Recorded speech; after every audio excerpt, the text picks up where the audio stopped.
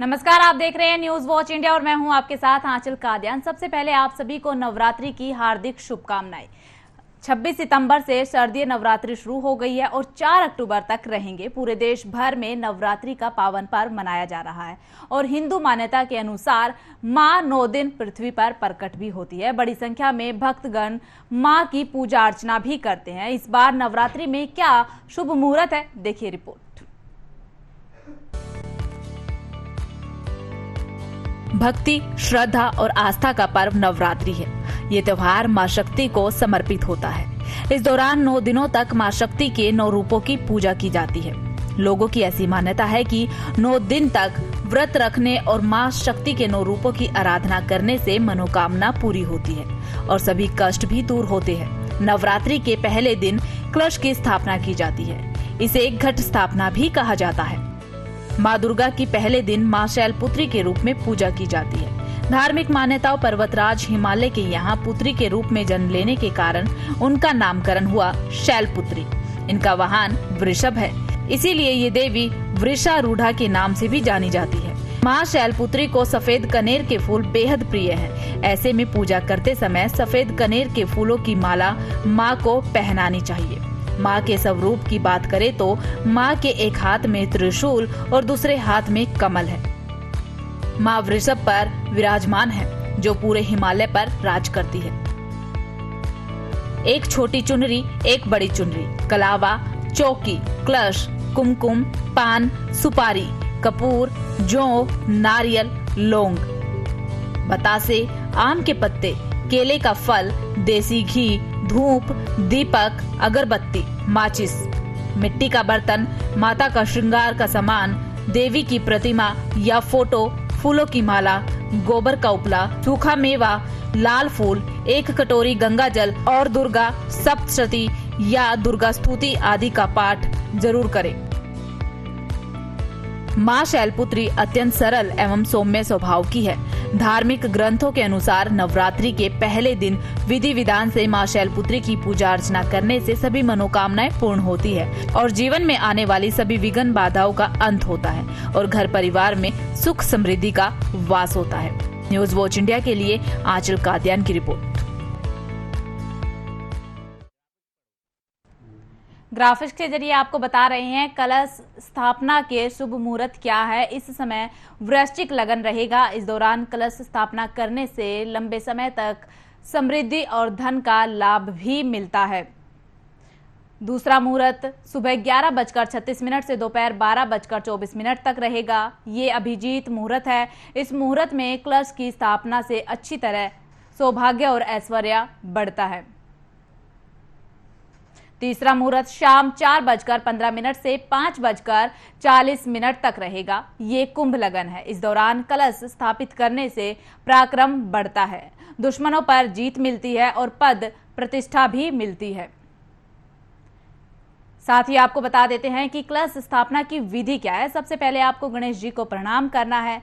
उसे भूमि को प्रणाम करें और वहां पर चौकी भी लगाए। चौकी पर लाल कपड़ा बिछाकर धान रखे और उन्हें प्रणाम करें। इसके बाद उन पर कलश रखें। कलश में शुद्ध पानी और गंगा जल भरें। उसमें चंदन रोली, हल्दी की गांठ, फूल, द्रावा, अक्षत, सुपारी और सिक्का भी डालें। पत्ते रखकर कलश को ढक दे। कलश स्थापना करते वक्त मंत्र भी बोले। कलश स्थापना का शुभ मुहूर्त 3 मुहूर्त है, पहला, दूसरा, तीसरा। इस समय पर वृश्चिक लगन होता है पहले मुहूर्त में, जिसमें समृद्धि और धन का लाभ मिलता है। तो देखा आपने हमारी इस रिपोर्ट के माध्यम से शुभ मुहूर्त के बारे में। वहीं नवरात्रि को लेकर लोगों के मन में कई तरह के सवाल भी रहते हैं, जैसे पूजा का विधान क्या रहता है, व्रत के नियम क्या होते हैं। ऐसे में इन्हीं सब पर बातचीत करने के लिए हमारे साथ जुड़ गए हैं पंडित कृष्ण विहारी शास्त्री जी। पंडित जी, आपका बहुत बहुत स्वागत है न्यूज वॉच इंडिया पर। पंडित जी सबसे पहले शुरुआत जी बोलिए बोलिए। पंडित जी, सबसे पहले शुरुआत अगर की जाए तो इस सवाल से ही की जानी चाहिए कि नवरात्रि की पूजा पूरे विधि विधान से की जाती है। क्या है नवरात्रि की पूजा का पूरा विधान? जी, पहले तो आपके चैनल के सभी दर्शकों के लिए बहुत बहुत जो है शारदीय नवरात्रों की बहुत बहुत शुभकामनाएं। हमारे देश में दो नवरात्र आते हैं, एक शारदीय एक बसंती। तो ये शारदीय नवरात्र हैं और इसमें आज से ही जो है देवी की उपासना प्रारंभ हो चुकी है। और सबसे बढ़िया बात है शारदीय नवरात्रों की विशेषता है कि इसमें पहले पितर पक्ष आता है। अपने माता पिता पितर जो हमारे आदमी है, बड़े बुजुर्ग चले गए हैं, उनको प्रसन्न करने के लिए गौग्रास से लेकर के, हवन से लेकर के, तर्पण से लेकर के, श्राद्ध से लेकर के, श्रद्धा पूर्वक करके तब हम तो देवी जी प्रसन्न होकर के हमारी पूजा स्वीकार करती हैं। आपको आवाज आ रही है हमारी? जी बिल्कुल। तो बीच में जो है आप थोड़ा सा संकेत करते रहिए जैसे कोई होता तो। जी जी बिल्कुल बिल्कुल।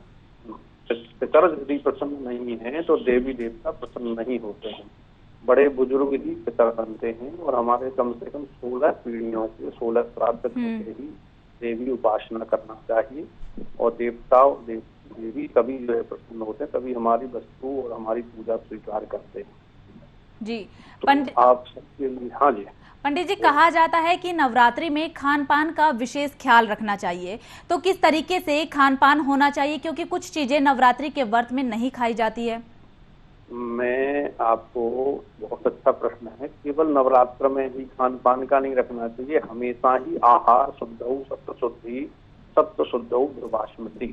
मनुष्य का भोजन अलग है, मनुष्य शुद्ध शाकाहारी पैदा हुआ है और भगवान का भक्ति ही पैदा हुआ। बड़े भाग मानुष तन पावा सुर दुर्लभ सदग्रंथन गावा है दुर्लभ। और इसको जो है तुलसीदास जी ने रामचरितमानस में कहा है और इसी को पुराणों में हमारे व्यास जी ने कहा है कि दुर्लभो मानसो देहो देती नाम क्षण मंगलो तत्रापि दुर्लभम मन्ने वैकुंठ दर्शन। तो ये मनुष्य जन्म हमें शुद्ध शाकाहारी मिला है और हमें शाकाहारी रह करके शुद्ध जो है ऋषि मुनि, देखो पहले ऋषि मुनियों से राक्षस देवता दैत्य गंधर्व सब डरते थे। उनकी तपस्या से साधना से यहाँ तक कि सिंह और बकरी एक ही घाट पर जो है जलपान करते थे, अपने बैर छोड़ करके भी ऋषियों के आश्रम में देखे जाते थे। ऐसे प्रमाण मिले हैं। और आज भी जो है जो बहुत प्रेमी नेमी लोग होते हैं वो शत्रु और मित्र दोनों को एक साथ बैठा करके उनकी शत्रुता भुला देते हैं। और यहाँ तक कि जो ज्यादा मोह ममता में फंसा हुआ है उसको जो है छुड़ा देते हैं, मोह ममता से दूर करके और भगवान के चरणों में लगा देते हैं। सर्वजन हिताय और सर्वजन सुखाय कर देते हैं। ये विशेषता है हमारे इस शाकाहारी होने की।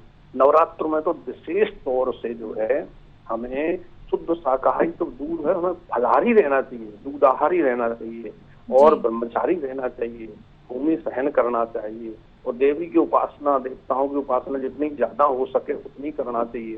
देवी देवता और महादेव इनकी पूजा करने से और हमारे बार भी जो है ना, ये तिथि बार जो नक्षत्र योगाकरण योग तो पंचांग गंगा स्नान फलम लभेत। तो हमारे जो पंचांग है तिथि बार नक्षत्र योग करण, ये चीजें जो है ना ये बहुत महत्व रखती है। जैसे आज दिन है कौन सा, सोमवार है, ये भोले बाबा का है और उसमें साथ में जो है भोले बाबा के साथ में देवता देवी का भी नवरात्र आ गया तो और ज्यादा जो है वो पावरफुल हो गया।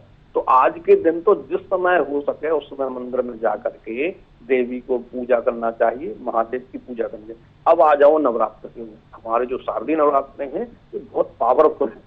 इसमें हमारे दैवाधीनम जगत सर्वम मंत्राधीनम तो देवता ते मंत्रा ब्राह्मणाधीना तस्मात ब्राह्मण देवता। यदि आपको जो है मंत्र नहीं आते हैं तो किसी ग्रंथ, किसी संत, किसी विद्वान ब्राह्मण के संपर्क में जाना चाहिए। हमें वैसे हमेशा जो है जैसे हम फैमिली डॉक्टर का नंबर रखते हैं ना, फोन नंबर, ऐसे हमें अपने कुल पुरोहितों का पहले नंबर होता था।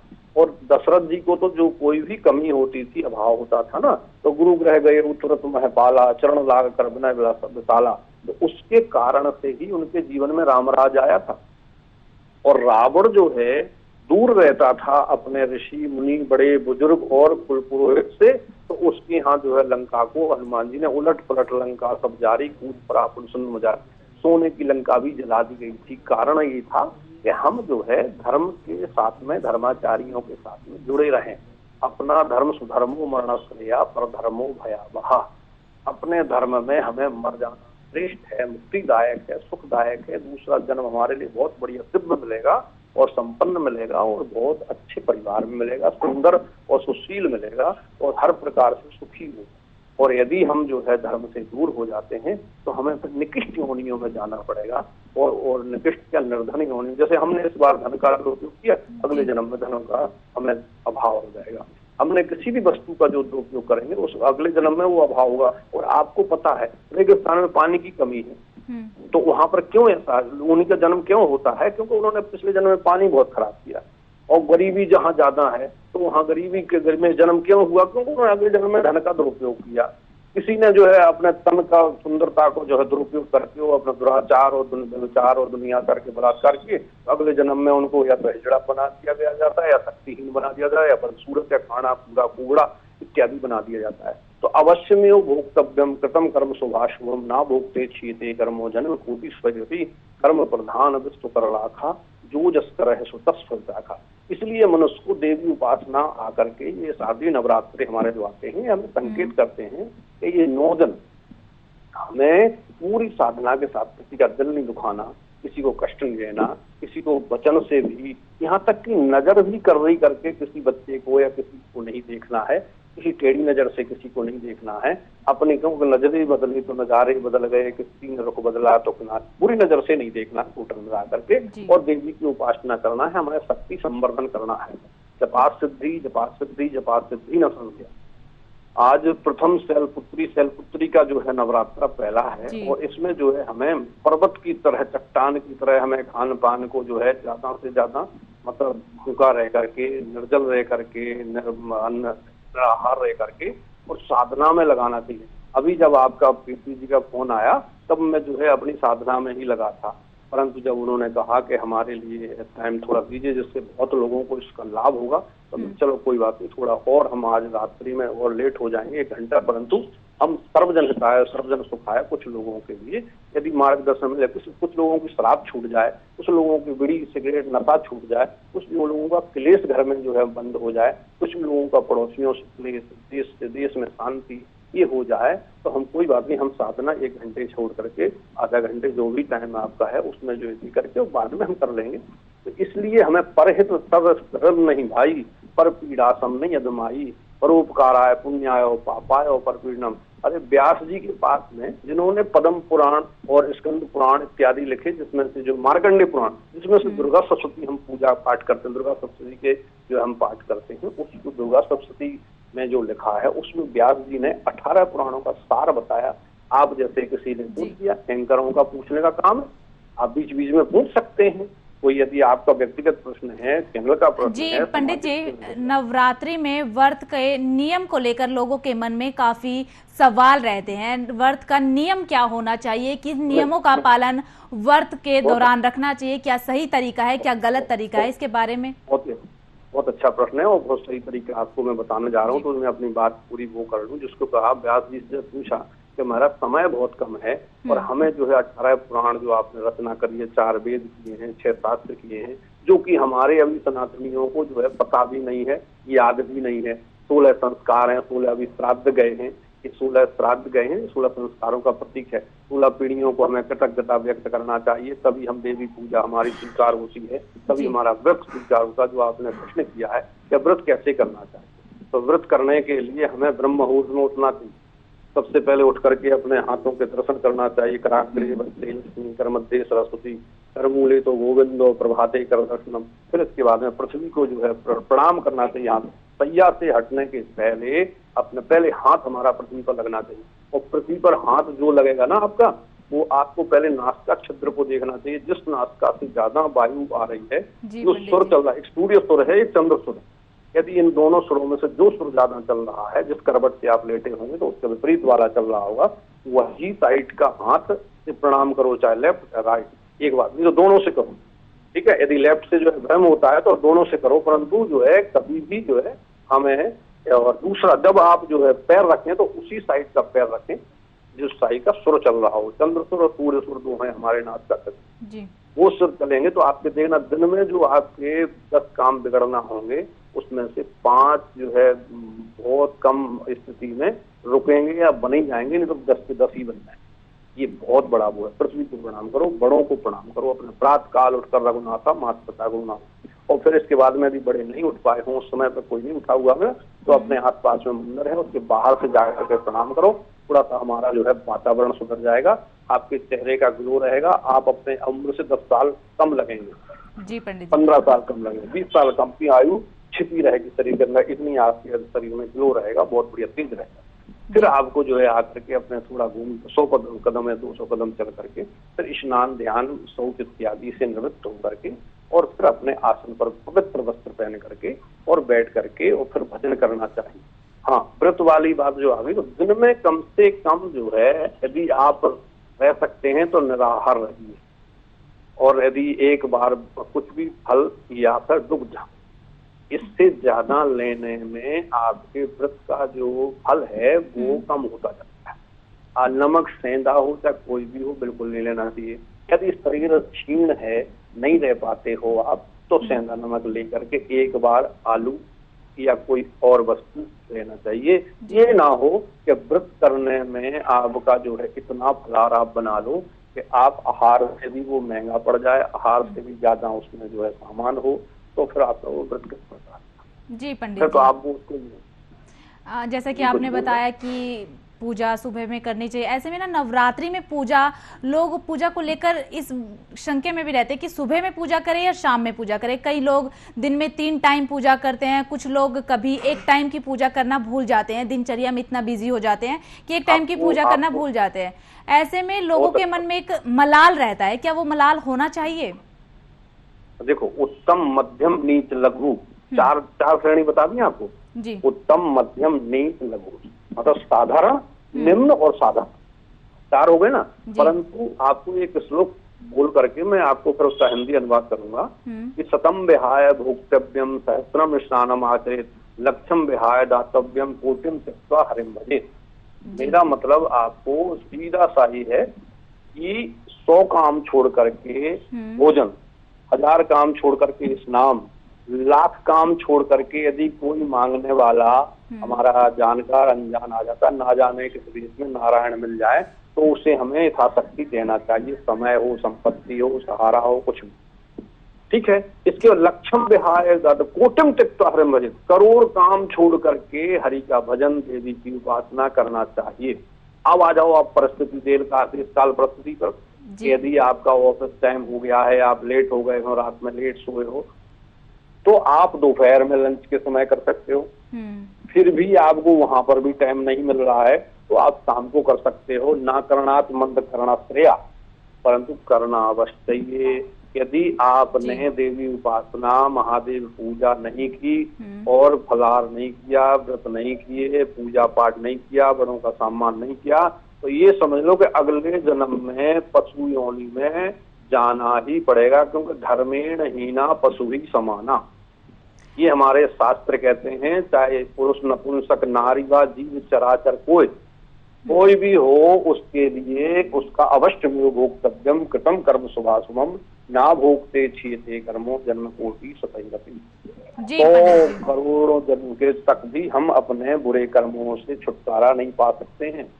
इनाम पाने के लिए हम स्वतंत्र हैं, राष्ट्रपति पुरस्कार हमें मिल रहा था, नहीं लिया तो हम कोई जबरदस्ती नहीं है, परंतु जज ने तुम्हारे लिए कोई सजा दे दी, तुम्हारे लिए दंड दे दिया, तुम कहो नहीं हम नहीं लेंगे, हमने तो राष्ट्रपति का पुरस्कार भी वो छोड़ दिया था, तो जज तो बहुत छोटा होता है, राष्ट्रपति का तो पावर ज्यादा होता है, तो वो नहीं चलेगा, उसमें तो आपको जेल होगी, पुलिस पकड़ेगी, आपको भाग नहीं सकते हो कहीं पर। विदेश से भी आजकल देख रहे हैं, विदेश से भी आ रहे हैं, पकड़ पकड़ करके लाए जा रहे हैं जी। लोग परलोक से भी लाए जा रहे हैं, उनको भोगना पड़ रहे हैं कर्मों का फल। कर रोते हैं कि भगवान हमने क्या बिगाड़ दिया। अरे तुमने इस जन्म में तो गड़बड़ किया ही है, पिछले जन्म में भी गड़बड़ करके आए। अच्छा, जैसा पंडित जी आपने बताया जी पंडित, जैसा आपने जी बताया कि पूजा करनी ही चाहिए क्योंकि बहुत ज्यादा जरूरी हो जाती है पूजा करने। ऐसे में बहुत सारे लोगों के मन में ये भी रहता है कि कोई शुभ काम करना होता है, लेकिन वो नवरात्रि का इंतजार करते हैं कि नवरात्रि आएगी तो वो अपना ये शुभ काम करेंगे, नवरात्रि में ये काम करने से अच्छा होगा। इस बात में कितनी सच्चाई है? क्या सच में लोगों को नवरात्रि का इंतजार करना चाहिए किसी शुभ काम के लिए?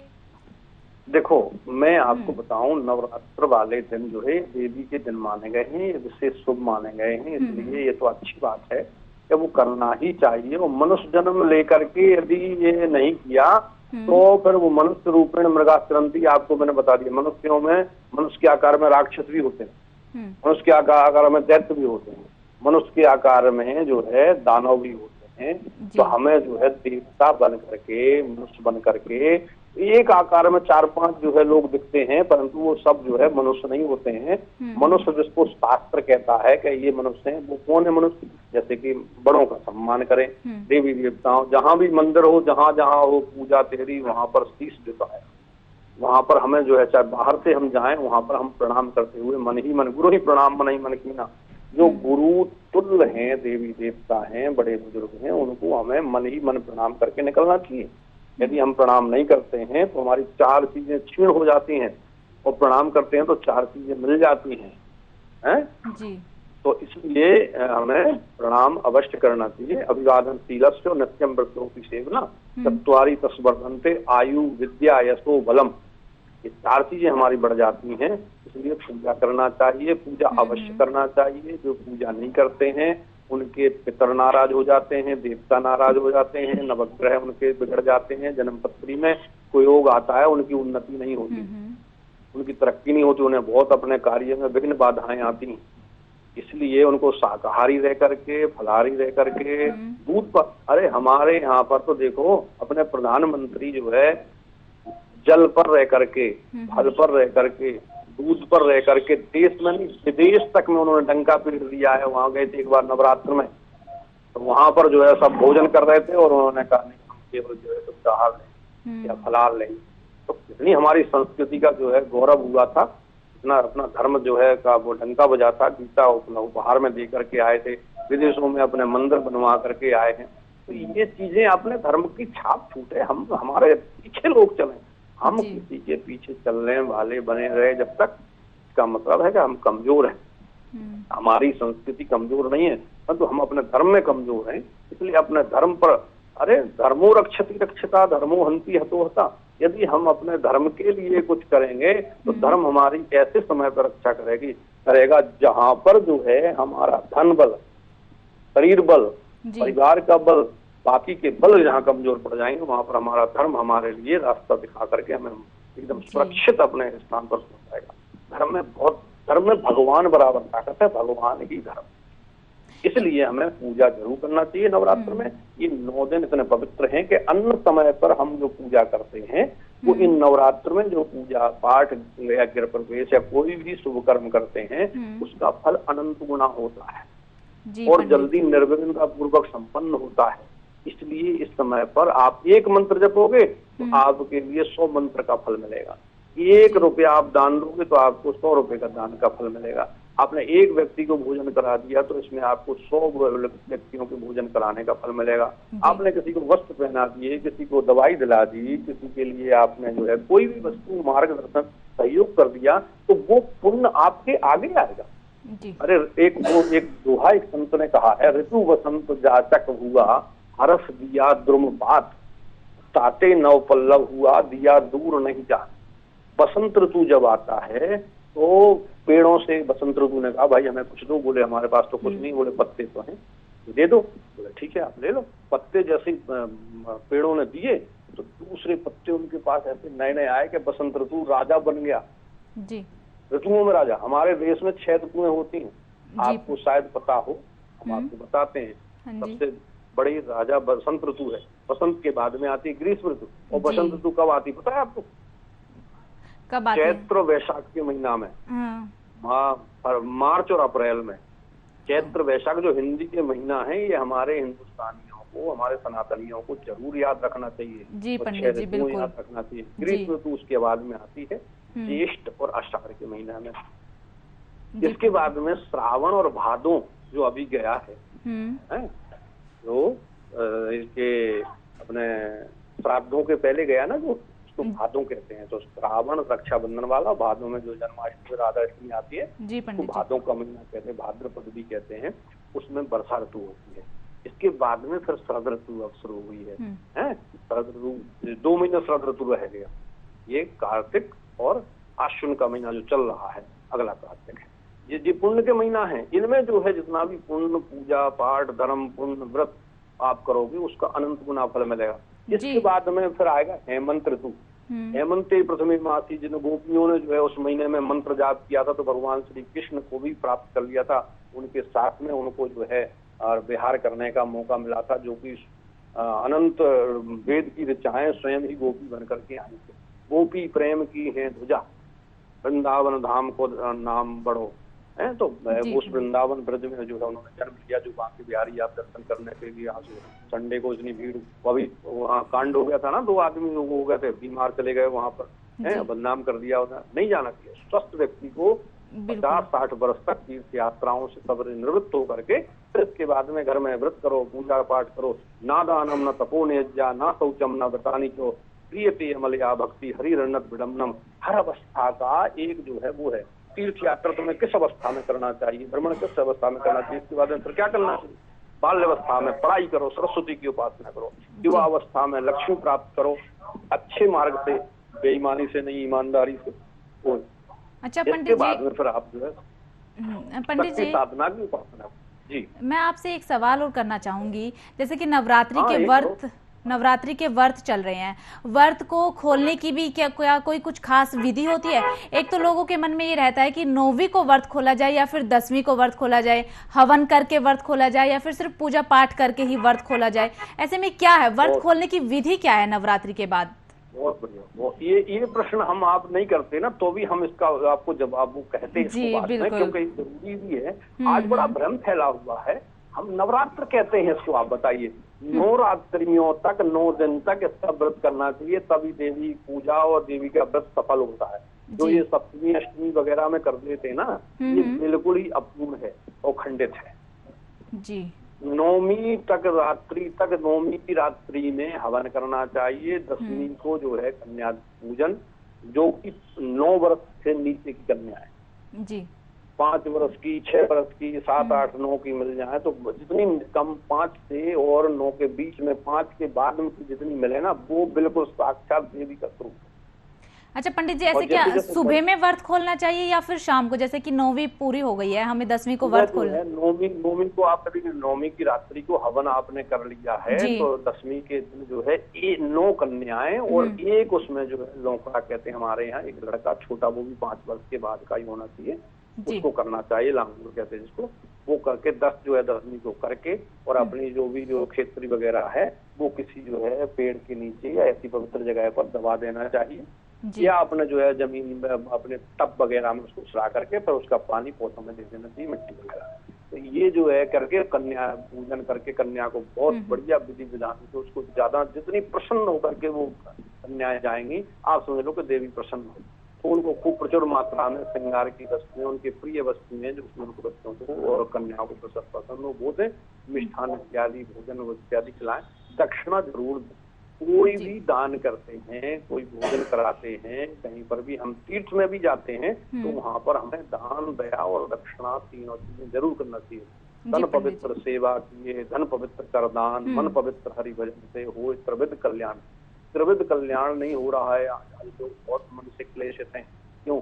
दैहिक, दैविक, भौतिक, तापा, और तीनों तापों से तृपित हैं, बहुत परेशान है। ऑफिस में टेंशन है, खींचातान है, आपस में कंपटीशन है, आपस में जो है बहुत बड़ी राजनीति, पॉलिटिक्स है।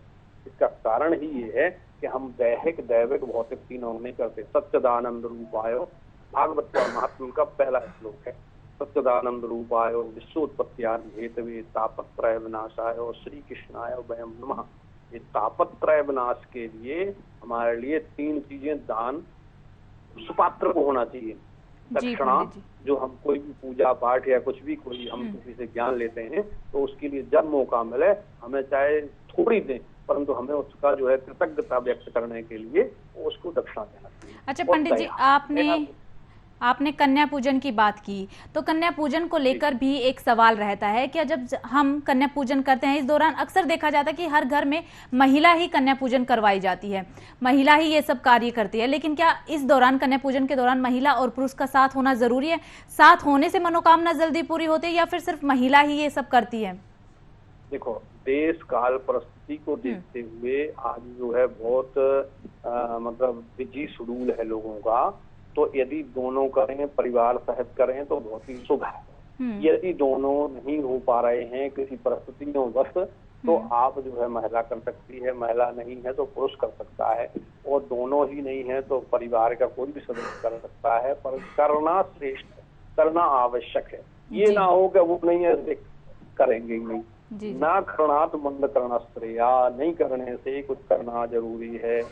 यदि आप बिल्कुल कर्म का लोप कर दोगे तो देवता, पितर, ऋषि जो ऋण हमारे ऊपर चढ़ा हुआ है वो ऋण चढ़ा रहेगा, और क्लेश, कष्ट, मानसिक अशांति। देखो, बहुत सारे धनवान लोग, कई लोग जो है सुनते हैं ना, उसने आत्महत्या कर ली, उसने गोली मार ली, सोता के पे लटक गया, अरे पैसा था, इतना सब कुछ था, फिर भी ऐसा क्यों हो रहा है? क्योंकि वो उसके जीवन से धर्म रूपी जो है, जो प्रभु की कृपा है, वो उससे हीन हो गया। धर्मेण हीन पशु आगे उसको पशुओं जैसे कुछ उल्टा पुल्टा काम करने लगा और वो गड़बड़ हो गया। तो इसलिए हमें धर्म तो करना ही चाहिए किसी स्थिति में। जी, आपके प्रश्न का यदि उत्तर हो गया, समझ संतुष्ट है तो ठीक है, तो हम और इसका और उदाहरण दे सकते हैं। पंडित जी, एक सवाल और मैं आपसे करना चाहूंगी। जैसे कि पूजा विधि विधान जान लिया हमने, खान पान के बारे में भी जान लिया, लेकिन सबसे अहम चीज हम आपसे जानना चाहेंगे कि राशि को लेकर भी लोगों के मन में रहता है कि राशि के अनुसार जो पूजा की जाती है उसे लेकर कई अच्छी चीजें सामने आती है। क्या सच में कन्या पूजन, मतलब पूजा के दौरान राशि को लेकर जो पूजा की जाती है राशि के अनुसार, इससे क्या कुछ फायदा होता है? मैं आपको 12 राशियां, 9 ग्रह, हाँ, और अपने 12 लग्न और अपनी 10 दशाएं, ये अपने ज्योतिष की मेन चीजें हैं, आपको बताऊं। मैं 27 नक्षत्र हैं, ठीक है ना, 9 30 27 9 ग्रह जो है हमारे 3 नक्षत्र जो है करके वो करते हैं, और जो 12 राशियां है ना, ये 2 नक्षत्र की जो है वो करते हैं अपने उसमें। तो इसमें आपके लिए जहां पर देखो देवी का अनुग्रह हो जाता है ना, तो वहां पर जो है राशि और नवग्रह वहां पर गौड़ हो जाते हैं। जैसे आपने देखा है, सुना होगा रामायण में, और यदि नहीं तो आप जो है रामायण और जब टाइम मिला करे तो राम कथा, अच्छे राम कथा वाचक, अच्छे भागवत कथा वाचकों को सुना करो। आजकल तो बहुत अच्छा सुनने के लिए बहुत ही सुविधाएं हो गई हैं सॉरी, तो सुना करो। उसमें शनि देव जो है उल्टे लटके हुए थे रावण के यहाँ पर, परंतु हनुमान जी जब गए तो उन्होंने शनि देव पर कृपा कर दी और शनि को छुड़ा दिया। शनि ने अपना शनिवार भी उसने हनुमान जी को दे दिया। ऐसे हनुमान जी के सभी नवग्रहों पर, सब पर जो है उनका उपकार है।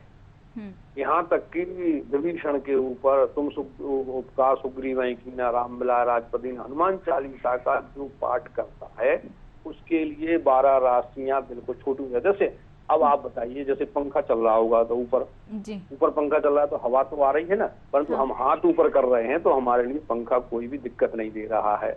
ऐसे ही जो है हमारे जो नवग्रह हैं, यदि हमें भगवान का 4 लोगों का अनुग्रह हमारे ऊपर होता है, उसको लिए ग्रह कोई भी प्रभाव नहीं करते हैं। ध्यान से सुनना, उनकी राशियों का कोई भी उन पर दुरुपयोग नहीं होता, दुराग्रह नहीं होता है, बुरा असर नहीं होता है। कौन कौन है वो 4?